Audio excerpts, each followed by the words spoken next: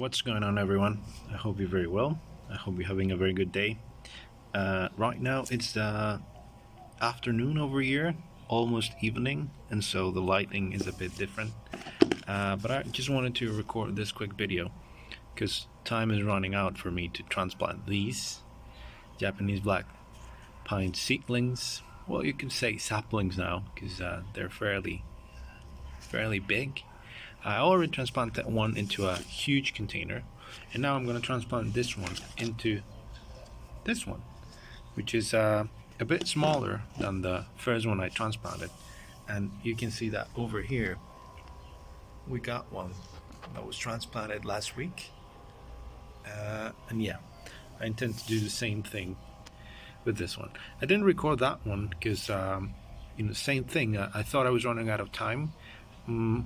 But I guess that if I'm very careful with it, I don't stress the roots that much, there's absolutely no problem in doing it in early spring as well, especially as you can see if the little plant is healthy, and you can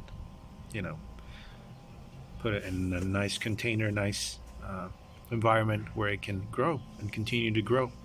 I wouldn't do anything else if I transplant this year. Then I wouldn't start bending and applying all of the different techniques to ramify the black pine until next year, because that severely weakens the trees. And if you live in an area where you don't naturally see them, like my area, that means the tree, in addition to having to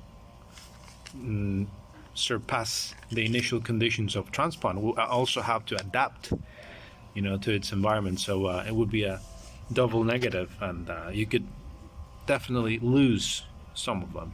So you got to be careful and keep that in mind. So what I'm going to do is I'm going to take this little guy out of the back.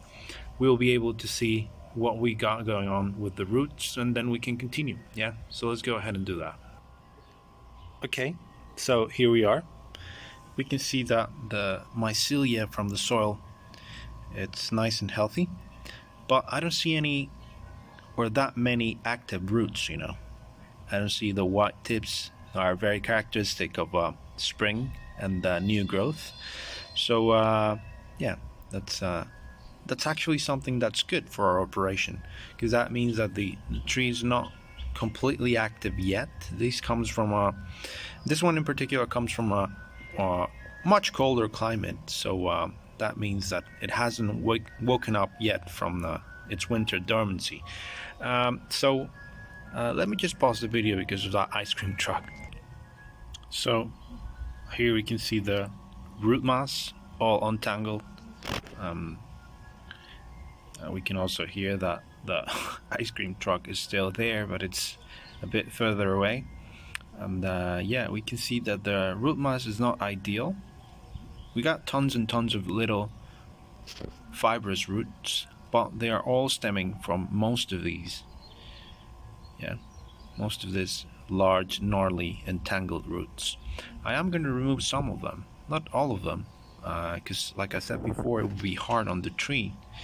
So I'm only going to remove a couple, and then in future operations I think I'm going to continue doing root work. The ones that I am going to eliminate are the ones that are growing downwards into the soil, so we can have a nice radial pattern moving forward. And like I said before, the mycelium in the,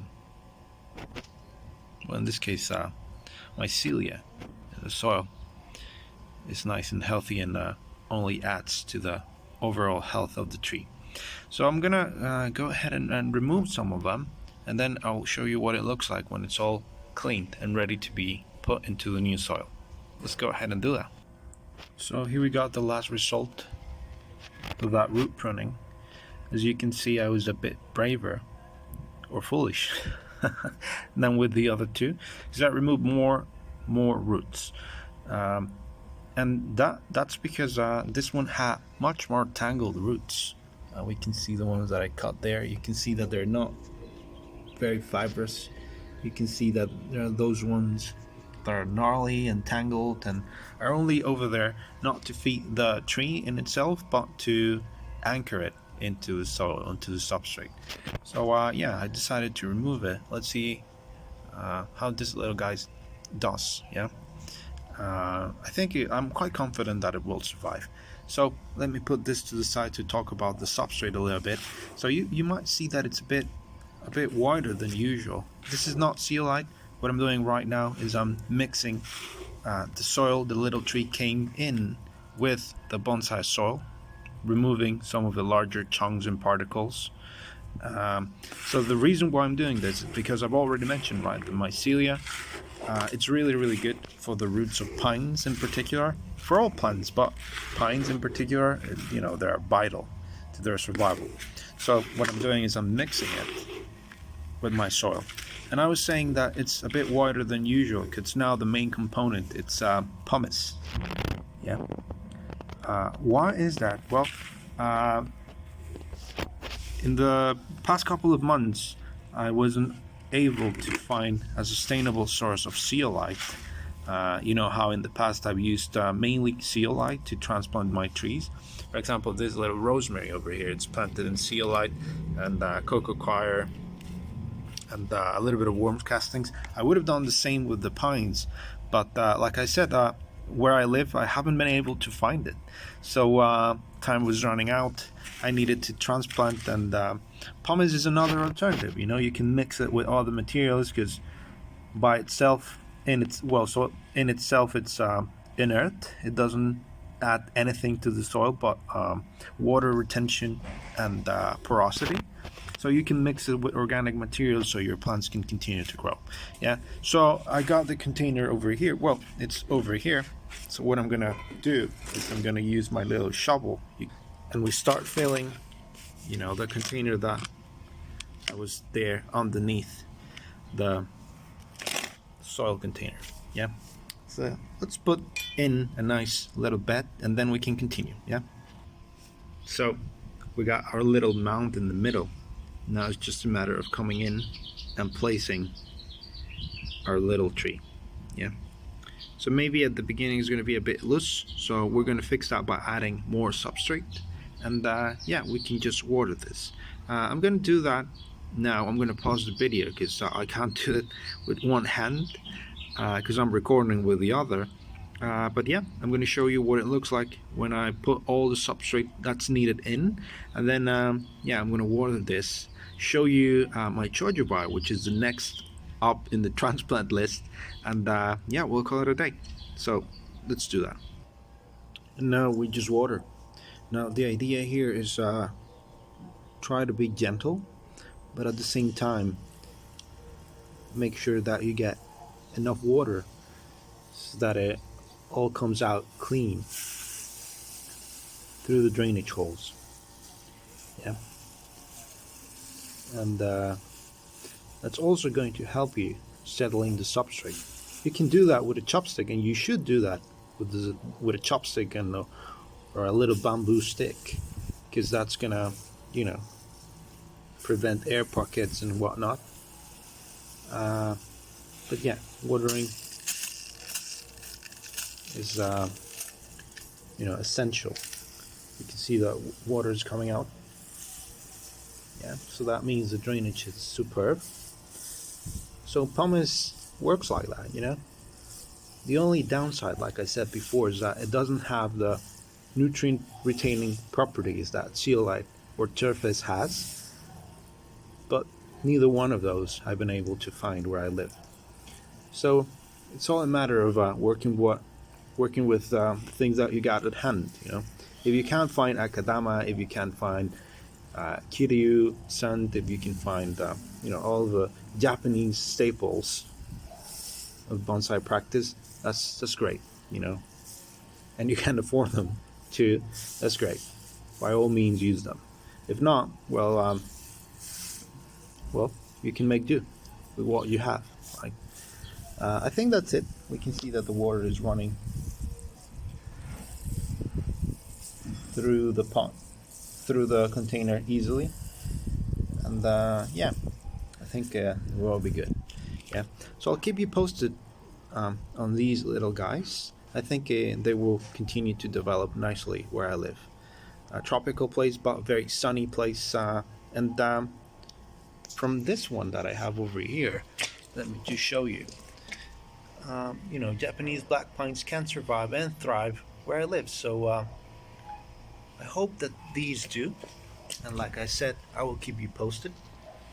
And if you have any comments, doubts, questions, anything, drop them down below, and I'll be sure to answer them.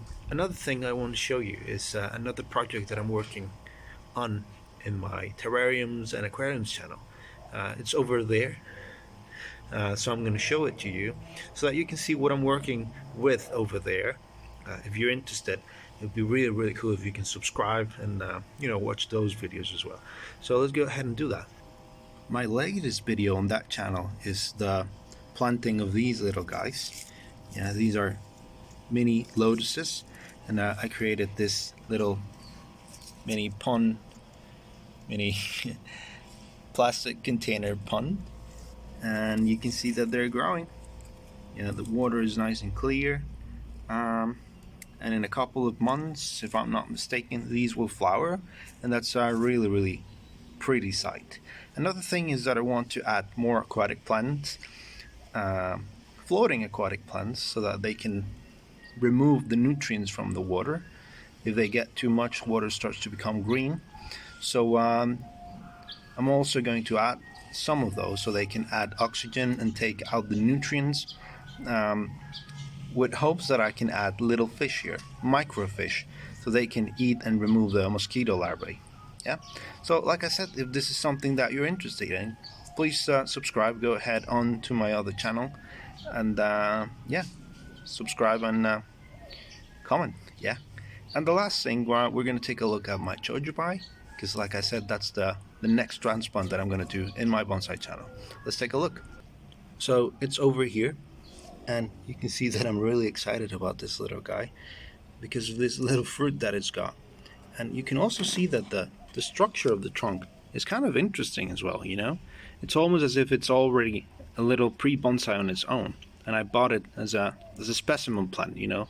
These are grown to be, these are cultivated to be grown as garden plants, you know, with the beautiful red flowers just being a plus. So yeah, I want to transplant this and air layer this so that I have more plants. In fact, I already did that. Look, there was one little shoot that had rooted, and I decided to put it in another little pot of its own, and we can see that it's grown leaves. So when I transplant this, I want to do the same with the others that you can see are inside of the substrate, because I'm sure they will have rooted as well. So yeah, I wanted to work with this species for a long time now, so I think it'll be very good. Little trident maple seedling over there, trying to survive, and another Japanese black pine sapling in a much larger container. This one with zeolite. So we sort of like a nice experiment to see if the pumice performs better than the zeolite. Anyway, so I hope you liked this video. If you have any comments, doubts, questions, anything, drop them down below, and I'll see you in the next one. Okay, bye.